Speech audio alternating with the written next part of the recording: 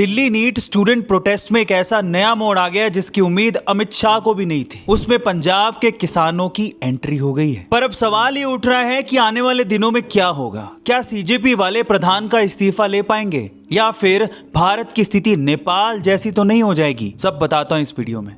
इस प्रोटेस्ट में आगे क्या होगा उससे पहले एक छोटी सी खबर है जिसे जानना बड़ा जरूरी है। सीजेपी ने अपने स्पोक्स पर्सन विजेता दहिया को बाहर का रास्ता दिखा दिया है। पर विजेता दहिया के रीसेंट वीडियो से ऐसा क्यों लग रहा है कि वो खुद ही इस प्रोटेस्ट को छोड़ना चाहते थे, क्योंकि उन्हें ये पता है कि ये प्रोटेस्ट किस डायरेक्शन में जा रहा है। अब इस प्रोटेस्ट में आगे क्या होने वाला है उसकी पहली प्रेडिक्शन सुनो। सरकार और छात्रों के बीच में टकराव बढ़ेगा और ये आंदोलन और लंबा चल सकता है, क्योंकि इसमें पंजाब के किसानों की एंट्री हो गई है। सरकार कहेगी कि राजनीतिक तौर पर प्रेरित आंदोलन है, इसलिए प्रधान इस्तीफा नहीं देंगे। और शिक्षा मंत्री धर्मेंद्र प्रधान का इस्तीफा इसलिए भी मुमकिन नहीं है क्योंकि इस्तीफे नैतिक दबाव में नहीं दिए जाते बल्कि राजनीतिक नफे नुकसान से तय होते हैं। और अगर इस आंदोलन का दबाव चुनावी गणित को प्रभावित करने लगा तभी सत्ता के गलियारों में हलचल होगी और तभी शिक्षा मंत्री का इस्तीफा आएगा। ये याद रख लेना, क्योंकि अब ये सबको पता है कि धर्मेंद्र प्रधान उड़ीसा की राजनीति के पॉइंट ऑफ व्यू से बीजेपी के लिए बहुत इंपॉर्टेंट है। लेकिन अगर राष्ट्रीय स्तर पर बीजेपी की राजनीतिक छवि को नुकसान हुआ